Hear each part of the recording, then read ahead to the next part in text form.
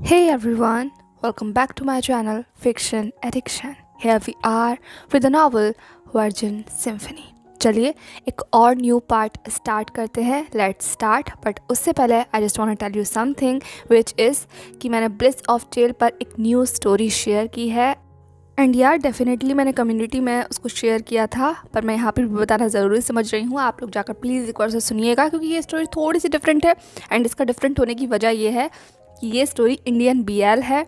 And definitely हम लोग बहुत सारा बीएल ऑलरेडी यहाँ सुन चुके हैं, बट वो विजान और वांगशन तक ही था. पर अब हम अपने थोड़ी सी इमेजिनेशन को थोड़ा इंडियन बीएल के अंदर भी लेकर जाते हैं एंड देखते हैं कि how this turn out. Definitely एक बार ज़रूर वॉच कीजिएगा. So I will drop the link in the description box also. Okay, तो विजिट कीजिएगा. चलिए अब ज़्यादा बातें नहीं करते हैं, स्टोरी को स्टार्ट करते हैं. Let's start virgin symphony. So last part हमने छोड़ा था जहाँ पर विजान एंड इबो के बीच का एनकाउंटर हुआ था. बट उससे भी उलट विजान का एनकाउंटर एक ऐसी जगह पर हो गया था जिसने बहुत काओस मचा दिया था, क्योंकि विजान एक स्टूडेंट के घर पर मिलने गया था जस्ट बिकॉज वो नहीं चाहता था कि वो स्टूडेंट अपनी स्कॉलरशिप छोड़े. एंड स्कॉलरशिप बहुत इंपॉर्टेंट थी, इसीलिए वो बस कन्विंस करने गया था. पर वहाँ माहौल जाकर कम्प्लीटली चेंज हो चुका था.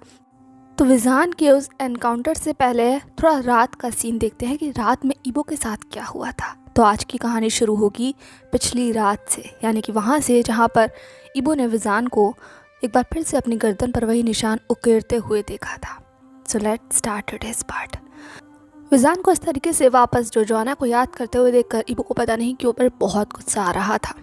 इबो के लिए विजान कोई प्यार नहीं है, डेफिनेटली नॉट. एक अट्रैक्शन डेफिनेटली है, एक पुल है, वो भी शायद उनके सोलमेट बॉन्ड की वजह से. बट इसके अलावा इबो शायद विजान के लिए भी उतना कुछ महसूस नहीं करता. लेकिन फिर भी जब भी वो इस तरीके से जोजोआना की वर्शिप करते हुए विजान को देखता है तो इबो को बस ये सब कुछ क्लेम अपने हिस्से चाहिए. उसे बस विजान की आंखों में चमक अपने लिए चाहिए. वो बस चाहता है कि कोई उससे भी इतना प्यार करे कि वो किसी की आंखों में उसकी दुनिया की तरह नजर आए, जैसे विजान की आंखों में जोजोआना दुनिया की तरह नजर आता है. बेशक जोजोआना आज इस दुनिया में नहीं है, लेकिन फिर भी विजान उसे पागलों की तरह प्यार करता है. और ये बताने की ज़रूरत नहीं है, विजान की आंखें बोलती हैं.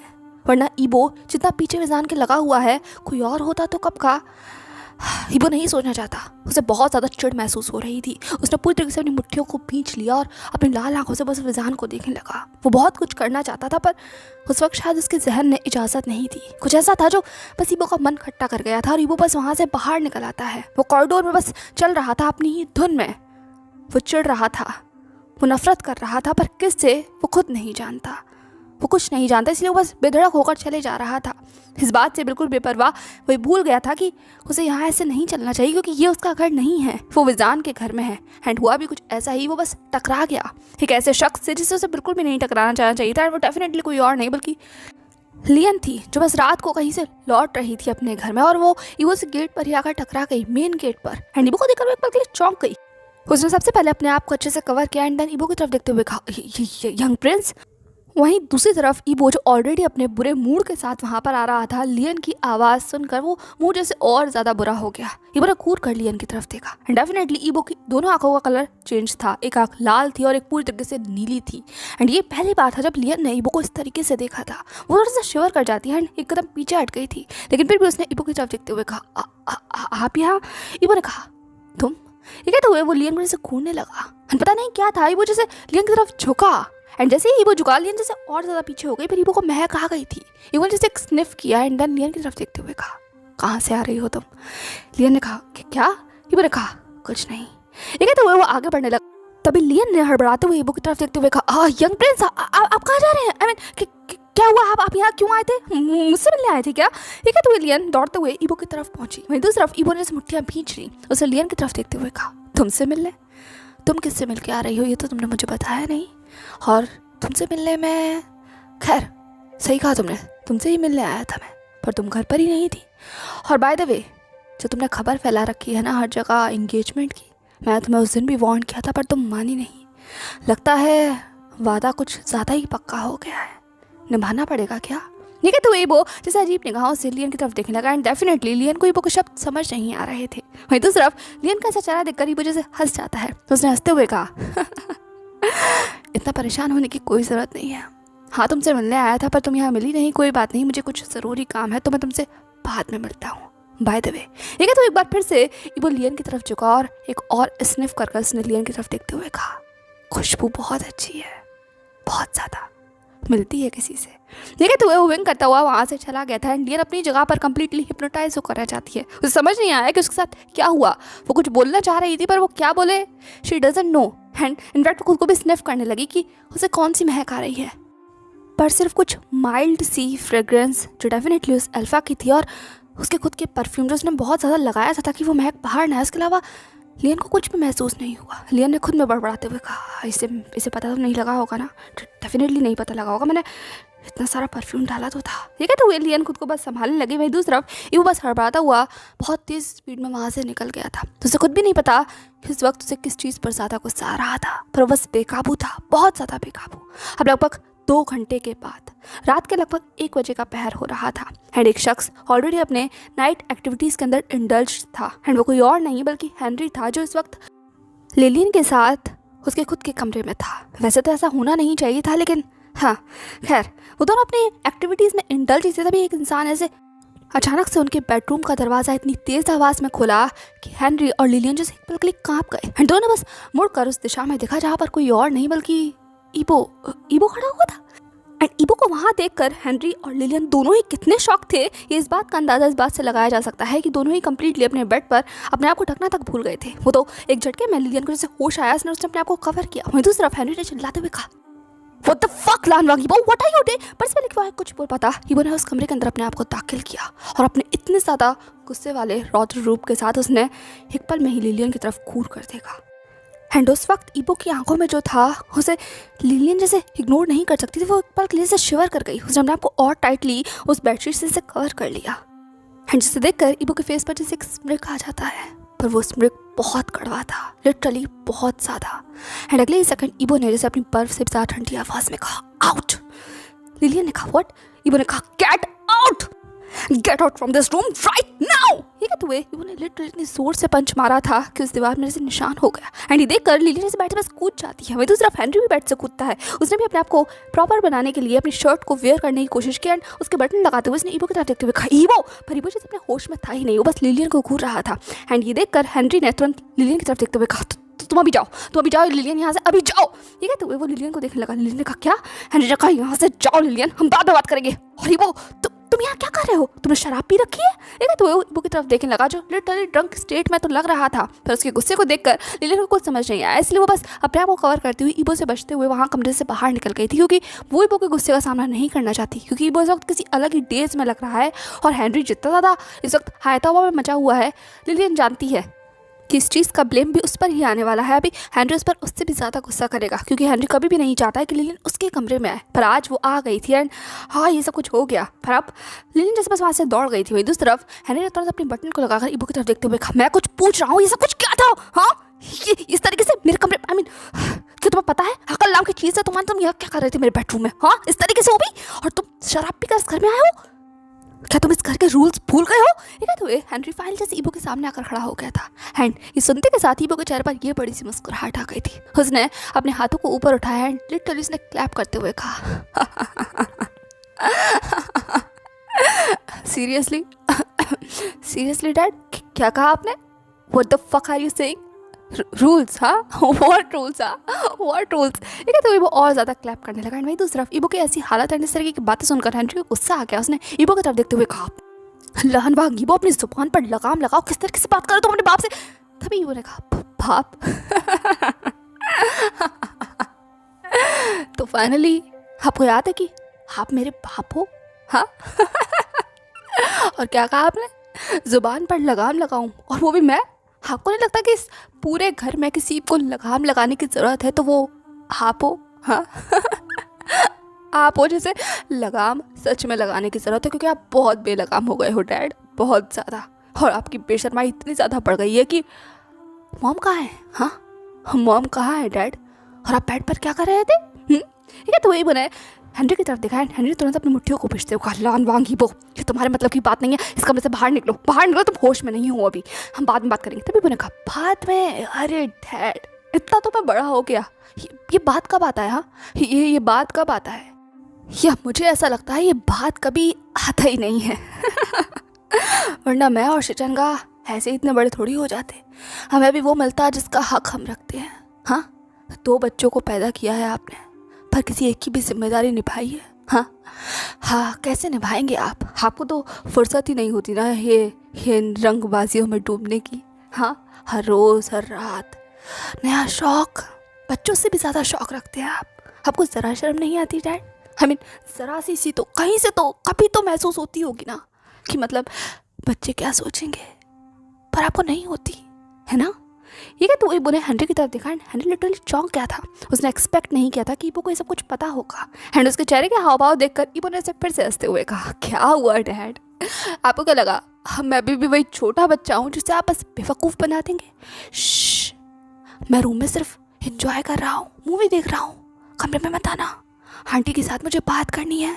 तुम चुपचाप जाकर सोफे पर बैठे रहो और कोई भी आवाज़ आए तो दरवाज़ा मत खोलना। हाँ, मैं और आंटी सिर्फ बात कर रहे हैं या खेल रहे हैं, बड़ों वाला खेल।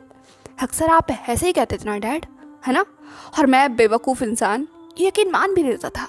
जब आपके कमरे से आवाज़ आती थी वो छोटा इबो अक्सर माँ से पूछता था, माँ मैं भी वो गेम खेलना चाहता हूँ जो डैड खेलते हैं, वो बहुत इन्जॉय करते हैं, आंट बहुत खुश होती हैं। पर मॉम वो अक्सर मुझे चुप करा देती थी। फिर आप मुझ पर चिल्लाने लगते थे और मॉम और आपकी फिर ज़ोर से लड़ाई होती थी। और मुझे लगता था कि वो मेरी वजह से हुई है क्योंकि मैंने मॉम से कह दिया, इसीलिए मैं बस जनगा के पीछे छुप जाता था। पर वो भी डरे रहते थे। आपने हमें बहुत डराया है डैड, ऐसा क्यों किया आपने? हाँ, और लगता है अभी भी आपका खेल कर मन नहीं भरा है। हम अभी भी खेल रहे हैं। अब तो हम इतने बड़े हो गए डैड, अब तो रुक जाइए, प्लीज़ रुक जाइए। हाँ, फॉर गॉड डैम इट, हम भी एक नॉर्मल लाइफ डिज़र्व करते हैं, नहीं करते क्या? हेनरी ने इबो की तरफ देखते हुए कहा, इबो अपने कमरे में जाओ, अपने कमरे में जाओ। तभी इबो ने कहा, कमरे में जाओ, कमरे में जाओ, कमरे में जाकर क्या करूं? हाँ, क्या करूं कमरे में जाकर मैं? हाँ, आप सवालों के जवाब दोगे या नहीं? ये सब कुछ बंद करोगे या नहीं?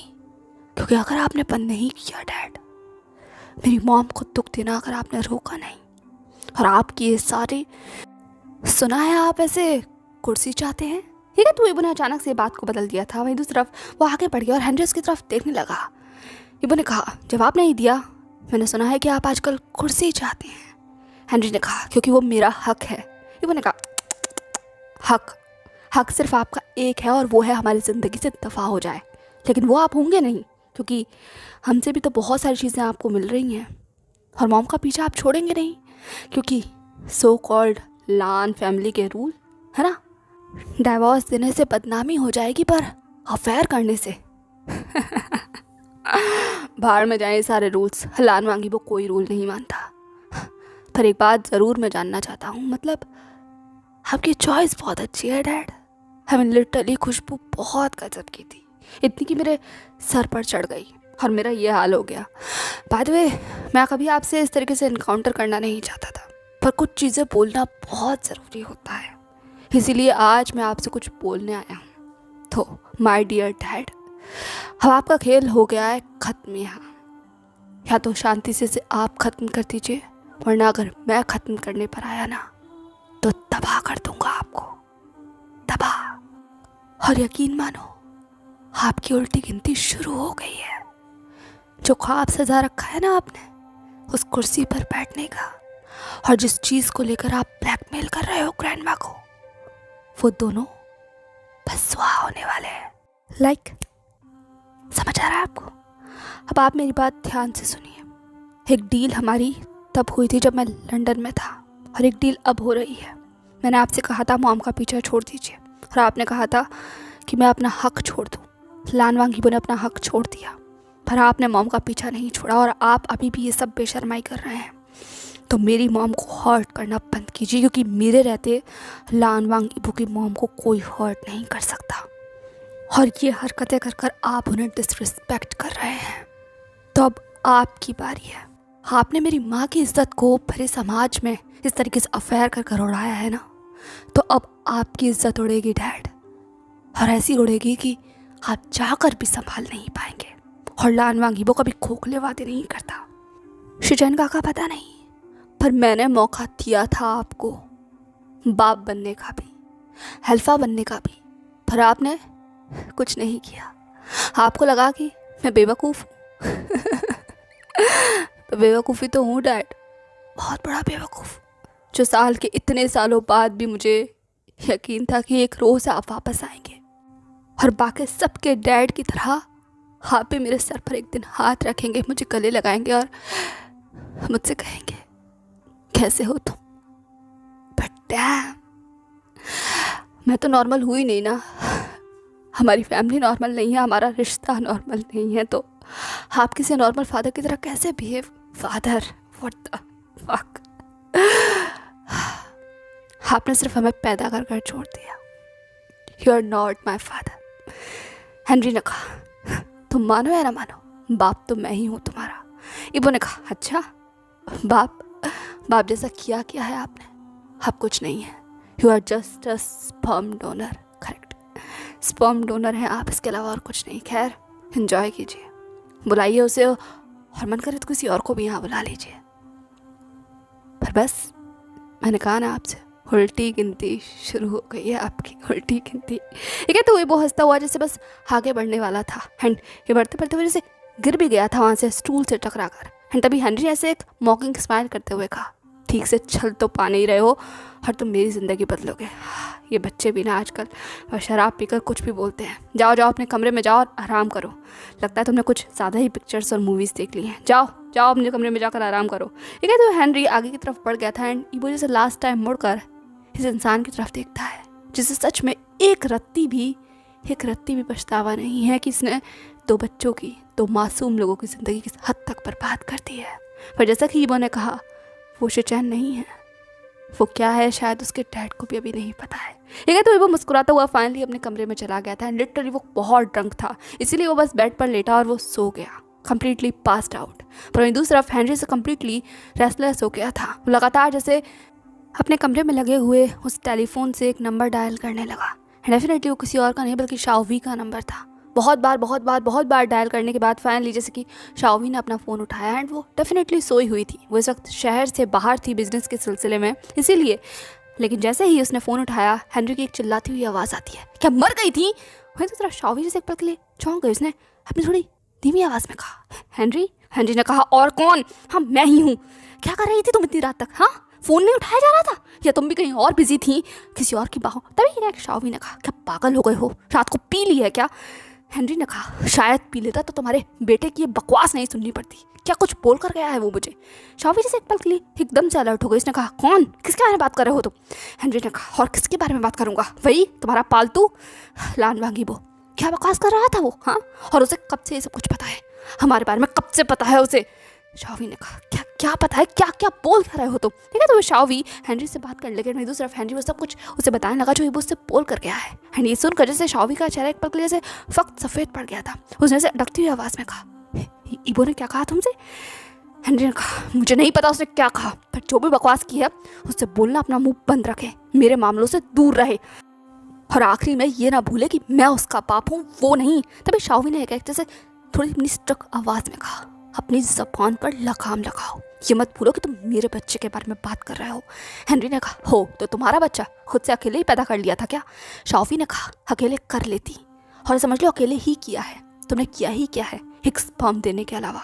एंड जैसे ही शाओवी ने कहा कि हेनरी से हंस जाता है, उसने हंसते हुए कहा, जैसा बाप वैसा बेटा। अभी वो भी यही बोल कर गया था। खैर, अगर मैंने कुछ किया ही नहीं है तो वैसे भी मैं कुछ करने में इंटरेस्टेड भी नहीं हूँ। तुम और तुम्हारा बेटा दोनों तुम्हें मुबारक हूँ, पर हाँ, मेरे ख्वाहिश से, मेरे सपने से जितना हो सके दूर रहना। और तुम पता नहीं लौटी ही क्यों हो यहाँ? अपने बेटे को लो और वापस चली जाओ वहीं जहाँ से आई हो, क्योंकि ना तुम्हारी और ना तुम्हारे बेटे की मुझे कोई ज़रूरत नहीं है। समझ आया तुम्हें? तभी एक शाओवी ने से एक कटीली मुस्कुराहट देते हुए कहा, ज़रूरत क्यों होगी तुम्हें? तुम्हारे पास तो बहुत सारे लोग हैं ना मन बहलाने के लिए। हेनरी ने कहा, तो तुम्हें पता है कि मेरे पास बहुत सारे हैं।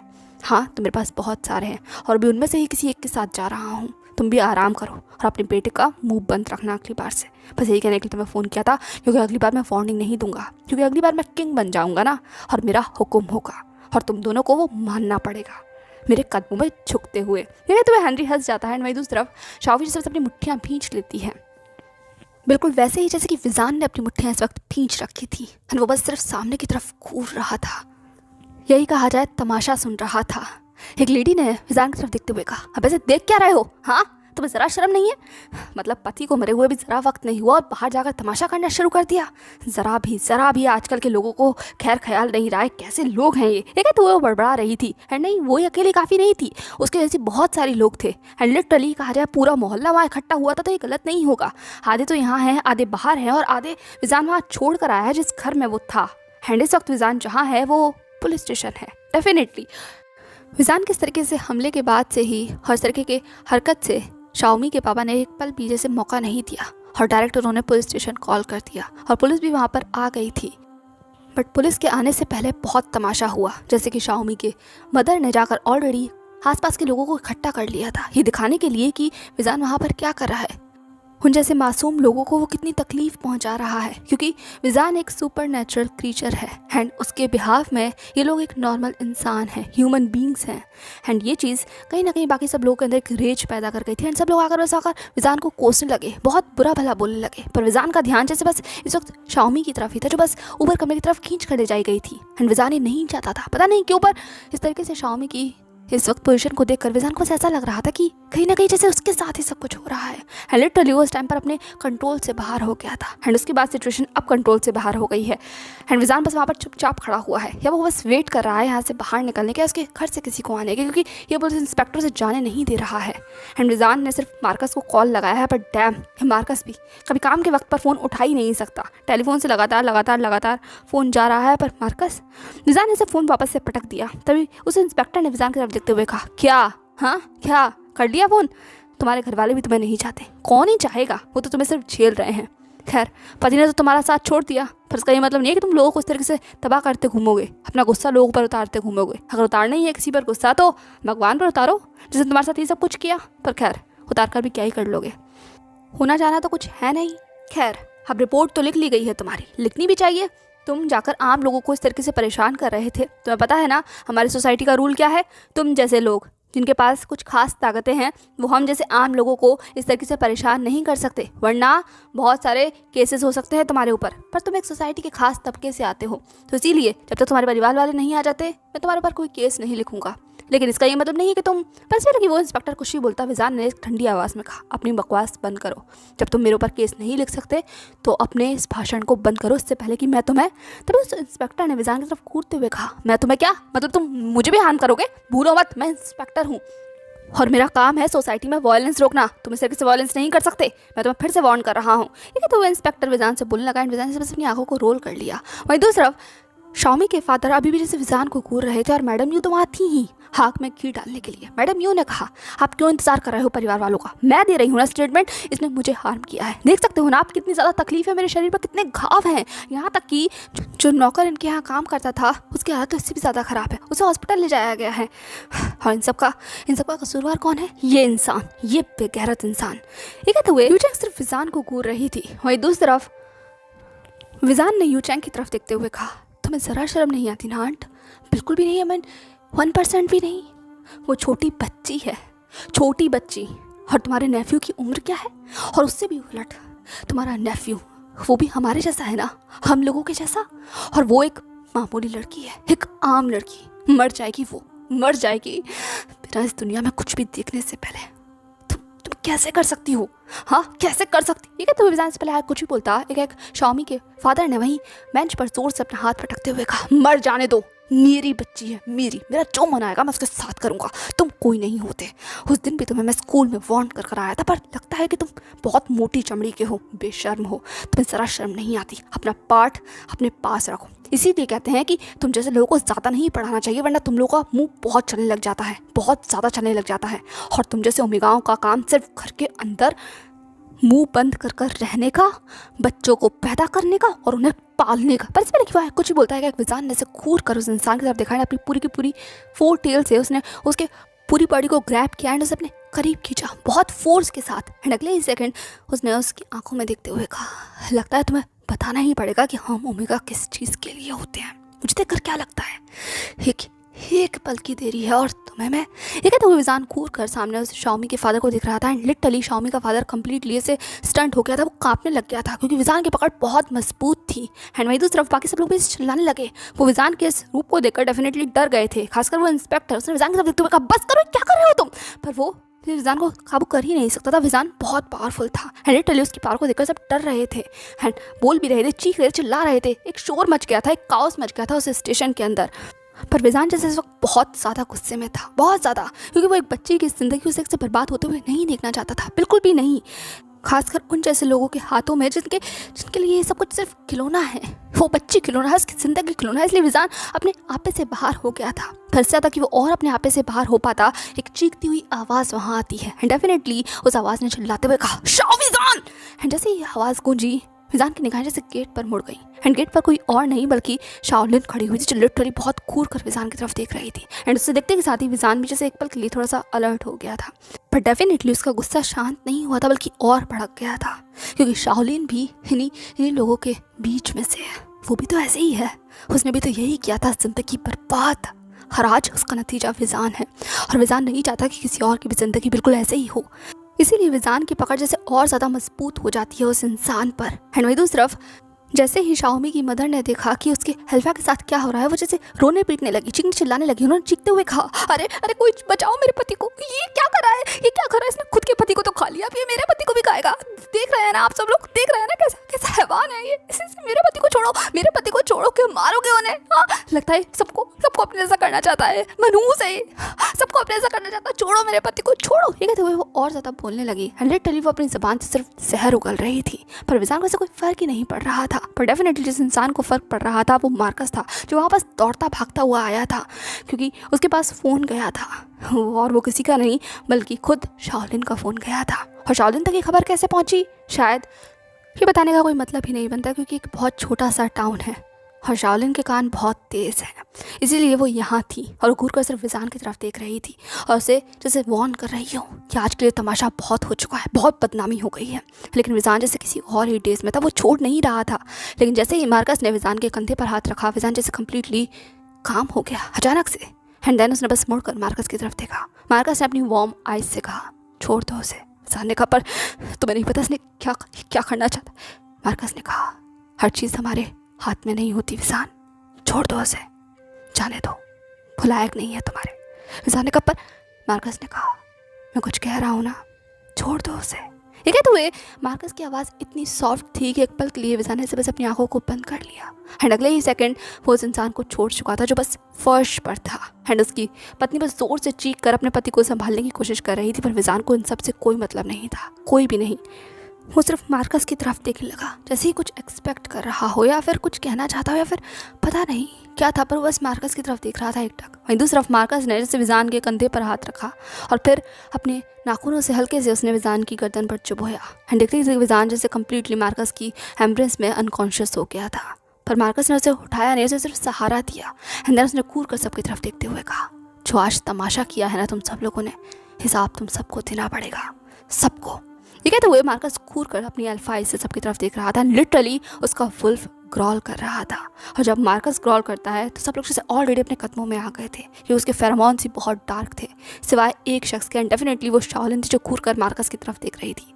मार्कस ने शाओलिन की तरफ देखते हुए कहा तुम्हारा हेड तुम्हें ऑर्डर कर रहा है, ये सारा मैस क्लियर करो, और अगर विजान के दामन पर एक भी दाग आया ना। ठीक है, तो उसने कूद कर उन रिपोर्टर्स की तरफ देखा जो एक कोने में छुपे हुए थे, क्योंकि मार्कस को बहुत अच्छे से पता था कि कल सुबह अखबार में कहीं ना कहीं ज़रूर छपने वाला है और शाओलिन को ये सब कुछ संभालना होगा। इसलिए उसने शाओलिन की तरफ देखते हुए कहा तो तुम्हारी खैर नहीं होगी। देखते हुए वो विजान को सहारा लेता हुआ वहाँ बाहर की तरफ निकल गया था और बाकी सब लोग सिर्फ मार्कस और विजान की तरफ ही देखने लगे। वहीं दूसरा शाओलिन जैसे बस अपनी मुट्ठियाँ भींच कर इन सबको कूद कर देख रही थी नफरत से। एंड डेफिनेटली विजान भी था उन नफरत में शामिल। एंड विजान जानता था ये चीज़ें आसान नहीं होने वाली, मार्कस भी जानता था ये चीज़ें और ज़्यादा मुश्किल होंगी। ये जो स्टंट परफॉर्म हुआ है ये विजान की इमेज को लेकर और ज़्यादा बातें शुरू कर देगा। एंड ऐसा ही हुआ। अगले 2 दिन बहुत मुश्किल थे, हर तरफ हर जगह बातें बस फैल चुकी थी, चाहे कितना भी ज़्यादा दबाने की कोशिश कर ली जाए। पर जैसा कि मैंने कहा ये एक छोटा सा टाउन है, यहाँ बातें आग से भी जल्दी हवा पकड़ती हैं, और ऐसा ही हो रहा था। लेकिन विजान जैसे कम्प्लीटली अपने आप को सोललेस कर चुका था। जो कुछ 2 दिन पहले हुआ, जो कुछ भी शाओलिन ने कहा, जितना तमाशा किया एंड जो सब कुछ भी बाकी लोगों ने कहा, जैसे जोजुआना ने, लिलियन ने, विजान जैसे किसी पर ध्यान नहीं दे रहा था। वो कम्प्लीटली ऐसे एक अजीब जोन में चला गया था जिसके अंदर से उसे बस पुराना याद आ रहा था। उसे ऐसा लग रहा था कि वो गिल्टी है, उसे बस कुछ कर कर से बचाना है उस बच्ची को इस तरीके से, पर वो क्या करे क्या नहीं करे उसे कुछ समझ नहीं आ रहा था। विजान इस वक्त अपने ऑफिस में था। हाँ, कितनी मुश्किल से वो ऑफिस आया है ये वो खुद ही जानता है। शाओलिन ने लिटरली से उसके ऊपर कहर बर्पा किया था। विजान अपने बॉडी के ऊपर उन निशानों को देख सकता है, उन नाखूनों के निशानों को, है कहा जाए उसके पैरों के उस जख्म को जो अभी तक भरा नहीं है। एक बार फिर से शाओलिन ने उस जहर को से हरा कर दिया था और विजान एक बार फिर से लंगड़ा कर चल रहा था। खैर, वो अपने ऑफिस में बिजी था तभी अचानक से उसे एक झोंका सा महसूस हुआ। एंड इससे पहले कि वो संभल पाता, लानवांग इबो बिल्कुल आग बबूला होकर उसके सामने खड़ा हुआ था। इबो ने विजान की तरफ देखते हुए कहा, ये सब कुछ क्या है? विजान ने इबो को जैसे इग्नोर किया एंड वो अपनी लाइब्रेरी सेक्शन की तरफ बढ़ गया। वो इस वक्त किसी से बात नहीं करना चाहता और इबो से तो बिल्कुल भी नहीं, पर इबो वो विजान का पीछा नहीं छोड़ना चाहता। दरअसल उसे भी 1 दिन पहले ही होश आया है। पहले उसे अपने खुद के कारनामे के बारे में पता चला कि उसने क्या किया था शराब की हालत में, और उसके बाद उसे विजान के बारे में पता चला। खैर, इबो को अपने बारे में कोई ज़्यादा खास परवाह थी नहीं कि उसकी माँ उससे क्या कह रही थी, पर जैसे उसे विजान के बारे में पता चला वो बस दौड़ कर भाग कर यहाँ पहुँच गया था। पर अब विजान सिर्फ किसी से इग्नोर कर रहा है। इबो ने फिर से विजान के सामने आते हुए कहा, मैंने कुछ पूछा है, क्या हो रहा है ये सब कुछ? हाँ, ये सब लोग क्या बातें कर रहे हैं? विजान ने कहा, इससे क्या फ़र्क पड़ता है, और लोग बातें कर रहे हैं तो तुम यहाँ क्या कर रहे हो? जाओ उनके साथ खड़े हो जाओ और तुम भी बातें करो, वैसे भी तुम्हें बातें करना बहुत पसंद है ना। ये तो विजान एक बार फिर से अपनी किताब को निकालने लगा। फरीबो उसे ऐसे गुस्सा आ गया था। वो लिटरली अभी भी अपने हैंगओवर से उतर नहीं पाया था और ऊपर से विजान का ऐसा बर्ताव उसे ऐसे ट्रिगर कर गया था। इसीलिए अगले ही सेकंड उसने विजान को वहीं उस बुक शेल्फ पर पुश किया एंड देन उसकी तरफ देखते हुए कहा, जब मैं तुमसे कुछ सीधा सीधा पूछता हूँ तो क्या तुम एक बार भी सीधा सीधा जवाब नहीं दे सकते? हाँ, मैं 2 दिन गायब कह रहा है, ये सब कुछ क्या ये सब लोग क्या बोल रहे हैं तुम्हारे बारे में? ये सब लोग ऐसा क्यों बोल रहे हैं, क्यों? ये तो इबो जैसे बहुत गुस्से में नजर आ रहा था एंड एक पल के लिए इबो के ऐसे एक्शन से विजान जैसे चौंका तो था, लेकिन बस इबो की आंखों में देखने लगा एंड वो समझने की कोशिश करने लगा कि ये इंसान, एक तो विजान ऑलरेडी बहुत थका हुआ है, वो एग्जॉस्ट है मेंटली भी और फिजिकली भी, एंड ऊपर से ये इंसान हमेशा से परेशान करता रहता है। और इस तरीके से विजान ने इबो की तरफ देखते हुए कहा, मुझे छोड़ो। इबो ने कहा, क्या? विजान ने कहा, मुझे छोड़ो, मैं कोई तुम्हारी प्रॉपर्टी नहीं हूँ जो हमेशा हर बार इस तरीके से। बस विजान इबो को पुश कर पाता, इबो ने एक बार फिर से विजान को ही बुक शेल्फ की तरफ धकेलते हुए कहा, मैं तुम्हें अपनी प्रॉपर्टी की तरह ट्रीट नहीं कर रहा हूँ, गॉड डैम इट। पर मैं तुम्हें किसी भी तरीके से ट्रीट कर लूँ तुम तो हमेशा मुझे गलत ही देखोगे ना। पर फिलहाल अभी सही गलत का वक्त नहीं है और ना ही मैं ये सब कुछ तुम्हारे साथ करना चाहता हूँ। मैं सिर्फ जानना चाहता हूँ ये सब लोग क्या बात कर रहे हैं और क्यों बात कर रहे हैं। विजान ने कहा, तुमने सुना है ना कि क्या बात कर रहे हैं, तो मुझसे क्यों पूछ रहे हो? इबो ने विजान की तरफ देखते हुए कहा, क्योंकि मैं तुमसे जानना चाहता हूँ क्या हुआ। मुझे पता नहीं कि आई एम सॉरी, मैं बस 2 दिन के लिए मैं बस अपने आप में नहीं था, इसलिए आई एम सॉरी। मुझे बताओ क्या हुआ है, ये सब कुछ क्यों हो रहा है? हाँ, कौन से स्टूडेंट एंड क्या करा तुमने? विजान ने कहा, तुम्हें इतनी परवाह क्यों हो रही है और तुम ये सब कुछ क्यों कर रहे हो? ये मेरी लाइफ है, मैं अपने आप अपने झगड़ों से निपट लूँगा और ये कुछ नया नहीं है। छोड़ो, मुझे जाने दो। अपने ऑफिस में जाओ, अपने स्कूल में जाओ, तुम्हारा वहाँ पर बहुत सारा काम होगा और किसी ने अगर तुम्हें यहाँ देख लिया ना, तभी वो ने खाएगा विजान की तरफ देखते हुए, मुझे कोई परवाह नहीं है कोई मुझे यहाँ देख ले। और खैर, तुम्हारी परवाह के लिए मैं बता दूँ, मुझे कोई यहाँ नहीं देख सकता, तुम जानते हो ना ये बात। तुम्हारे अलावा मुझे कोई नहीं देख सकता। ठीक है, तो एक वजह से विजान की तरफ लीन हो गया था एंड विजान जैसे बस इबो की तरफ देखने लगा। एक टक पता नहीं क्यों पर इबो से आता हुआ एक अलग सा ऑरा विजान को महसूस हो रहा था। इबो की दिल की धड़कन जैसे विजान को एक बार फिर से महसूस होने लगी। उसका वो जख्म जल रहा था, निशान जल रहा था एंड विजान जैसे एक बार फिर से जैसे क्रेव करने लगा। उसका ओमेगा बहुत बेचैन हो रहा था क्योंकि कहीं ना कहीं वो अपने अल्फा के वो सारे फेरोमोन्स या पता नहीं जो भी बस कुछ महसूस कर पा रहा था। और जिस विजान को अच्छी नहीं लग रही थी वो वीक महसूस कर रहा था, खासकर उसके पाँव के घाव की वजह से। वहीं दूसरी तरफ विजान जब कोई जवाब नहीं देता तो इबो ने एक बार फिर से कहा, मैं तुमसे कुछ पूछ रहा हूँ, क्या एक बार तुम जवाब नहीं दे सकते मुझे? विजान ने मुझे थक आवाज़ में कहा, जवाब देने के लिए कुछ नहीं है, तो सीधे सिंपल शब्दों में बस ये है कि मैं बस हेल्प करना चाहता था, पर शायद उन लोगों को मेरी मदद की ज़रूरत नहीं थी और शायद ये सच भी है। वो उसके पेरेंट्स हैं, वो जो चाहे वो उसके साथ कर सकते हैं। गलती हो गई, मैं एक अपॉलॉजी लेटर लिख रहा हूँ, चिंता मत करो, सब कुछ शांत हो जाएगा। और वैसे भी चिंता वाली कोई बात है ही नहीं, वो लोग बस पसंद है लोगों को मेरे बारे में बात करना, तो बस वो कर रहे हैं अपना फेवरेट काम और मैं भी अपना फेवरेट काम कर रहा हूँ जो है लेटर लिखना। तो अब हटो यहाँ से, मुझे लेटर लिखने दो। ठीक है, तो विजान आगे बढ़कर लेटर लिखने जाने ही वाला था, भी कहा कि इबो ने उसे बस अपनी तरफ खींच लिया। एंड विजान के पाँव में ऑलरेडी जो चोट थी उसकी वजह से संभल नहीं पाया, जैसे वो लिटरली चीख गया। एंड जैसे इबो ने चीख सुनी, उसने विजान के साथ देखते हुए कहा क्या हुआ ये? विजान ने कहा कुछ भी नहीं। क्या कर रहे हो तुम? तो हमेशा मुझे खींचते क्यों रहती हो और तुम मुझे छूते क्यों? तुमसे 1000 बार मैंने मना किया है कि मैं तुम मुझे मत छुआ करो, मुझे बस लगी। विजान कुछ भी बोल पाता है कि इबो ने विजान को ऊपर से नीचे तक देखा। एंड उसने फिर विजान की तरफ देखते हुए कहा तुम चीखे क्यों? हाँ, तुम्हें चोट लगी है? ये निशान कैसे हैं तुम्हारे जिस्म पर? ये निशान कैसे हैं? ठीक है, तो उसने अचानक से विजान के उन हाथों के निशानों की तरफ देख लिया था। लिटरली इससे पहले कि विजान संभाल पाता, इबो ने हल्की सी विजान की स्लीव भी ऊपर कर दी। एंड देखकर तो विजान और ज़्यादा चीख गया। उसने इबो को ऐसा लिटरली पुश किया। एंड इस पुश में वो खुद गिरता गिरता बचा और उसने अपने पैरों को थाम लिया। एंड ये मोमेंट था जब इबो समझ गया कि डेफिनेटली विजान को चोट लगी है, और कहीं नहीं बल्कि उसके पाँव में। एंड इसलिए उसने एक झटके में विजान की तरफ देखते हुए कहा पैर में क्या हुआ है? ठीक है, तो वो और ज़्यादा अग्रेसिवली विजान की तरफ बढ़ने लगा। एंड विजान जैसे पीछे होने लगा, क्योंकि इस वक्त विजान अपने फुल पोटेंशियल में नहीं था। वो खुद को प्रोटेक्ट हाँ कर सकता है, लेकिन इबो का ऑरा और उसका डोमिनेटिंग बिहेवियर कुछ इतना ज़्यादा डोमिनेटिंग था कि एक पल में विजान जैसे अपने आप को अपनी खुद की चेयर पर पाता है। वहीं दूसरी तरफ इबो जैसे बस घूर कर विजान की तरफ देख रहा था। एंड अगले ही सेकंड उसने बस विजान को उसकी चेयर पर केच किया। एंड देन उसकी आंखों में देखते हुए कहा क्या हुआ है? विजान ने कहा कुछ नहीं हुआ, हटो मेरे पास से, जाओ यहाँ से। ठीक है, तो वो इबो को बस पुश करने ही वाला था। अगले सेकंड इबो ने अपनी हिप्नोटाइजिंग आइज का इस्तेमाल किया। एंड जैसे इबो की आंखों का रंग बदला और उसने अपनी उस वॉइस को वोकल किया, उसने विजान की आंखों में तरफ देखते हुए कहा मैं कुछ पूछ रहा हूँ, क्या हुआ है? ठीक है, तो वो अपनी आवाज़ को कम्प्लीटली अल्फा वॉइस में कन्वर्ट कर चुका था। एंड वही दूसरा विजान पूरी कोशिश तो कर रहा था इबो की इन आंखों में ना डूबे, लेकिन इस वक्त वो वीक था। डेफिनेटली वो इंजर्ड था। एंड जिस तरीके से इबो हावी हो रहा था उस पर, विजान ना चाहते हुए जैसे पता नहीं पर पहली बार वो इबो के उस हिप्नोटाइजेशन में जैसे खो गया।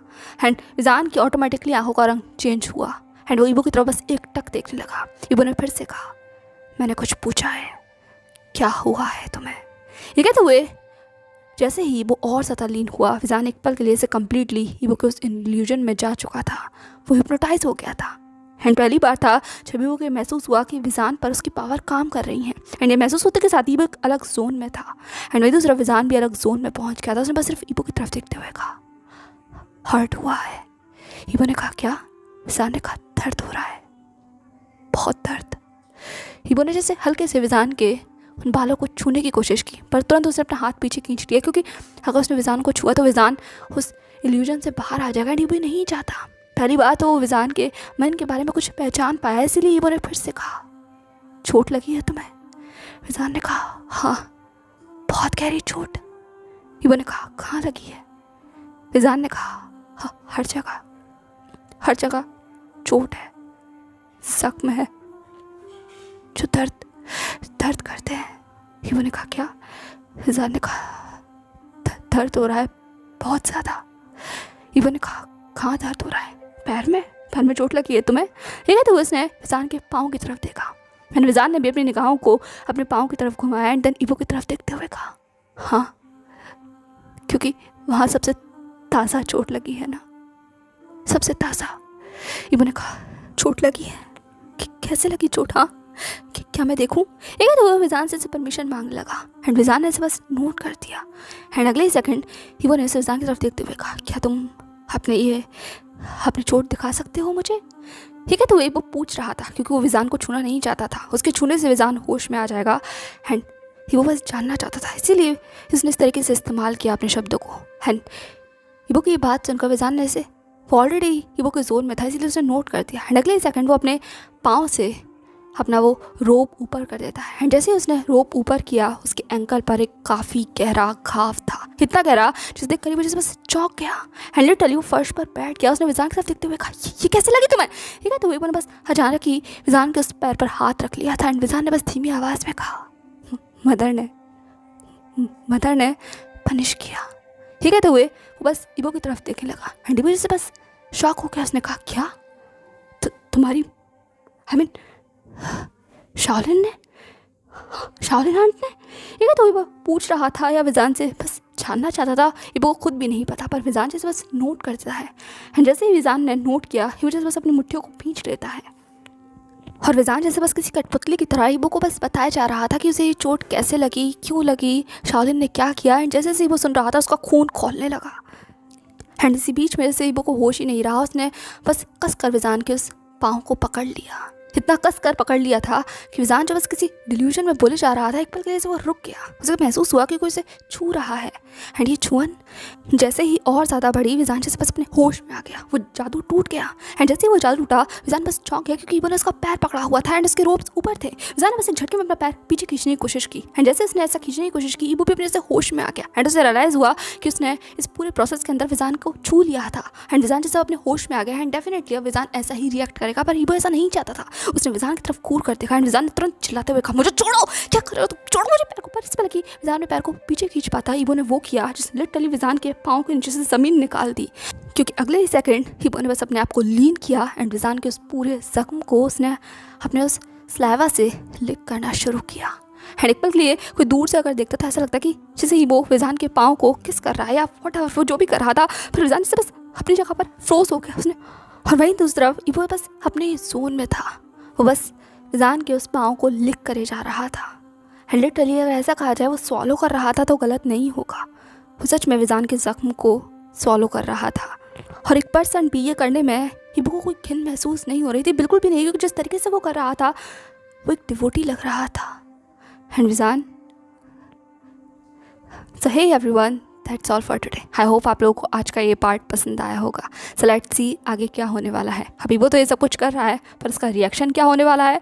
एंड विजान अभी तो किसी जोन में चला गया है जिसे बोलते हैं फ्रोजिंग जोन, पर जब वो अपने सेंस में लौटेगा तो वो शायद अब खैर नहीं होने वाली, क्योंकि उसने वो कर दिया है जो उसे नहीं करना चाहिए था। जो भी हो, अब इसका असर क्या होता है तो हमें नेक्स्ट पार्ट में ही देखने को मिलेगा। बाकी विजान अब जिस पोजीशन में आकर खड़ा हो गया है, वो क्या उसको स्टैंड ले पाएगा, उसे बचा पाएगा, क्योंकि सोसाइटी में अब बातें शुरू हो गई हैं। और ये बातें कहाँ तक पहुँचती हैं और ये क्या करती हैं विजान के साथ, देखते हैं हम नेक्स्ट पार्ट में। बाकी आज का पार्ट आपको जैसा भी लगा हो, definitely share in the comment section and what you think आगे क्या होने वाला है। लिटरली आगे क्या होने वाला है। क्या शाओमी के पेरेंट्स मान जाएंगे या विजान मान जाएगा, वो रुक जाएगा, वो हेल्प नहीं करेगा शाओमी की। देखते हैं आगे क्या होता है। बाकी हाँ, एक बार फिर से मैं आपको बता देती हूँ, ब्लिस ऑफ टेल पर्स मैंने एक न्यू स्टोरी शेयर की है, जाके उसे ज़रूर विजिट कीजिएगा। डिस्क्रिप्शन बॉक्स में मैं लिंक दे दूँगी एंड कम्युनिटी पोस्ट में तो ऑलरेडी शेयर कर ही चुकी हूँ। तो तक हम मिलते हैं नेक्स्ट पार्ट में। Bye bye. एंड यस, आज का फेवरेट पार्ट बिल्कुल भी बताना मत भूलिएगा कि आपको आज का फेवरेट पार्ट कौन सा लगा। इबो और हेनरी के बीच का फेस ऑफ, या फिर जान एंड इबो के बीच का फेस ऑफ, या फिर जान का उन लोगों के साथ फेस ऑफ। जो भी हो कमेंट सेक्शन में ज़रूर बताइएगा कि what is your favourite part. And इबो ने जिस तरीके से प्रॉमिस किया है हेनरी से, डेफिनेटली धमाका तो इबो की तरफ से भी होने वाला है। एंड हेनरी अपने इल्यूजन से फाइनली बाहर आने वाला है।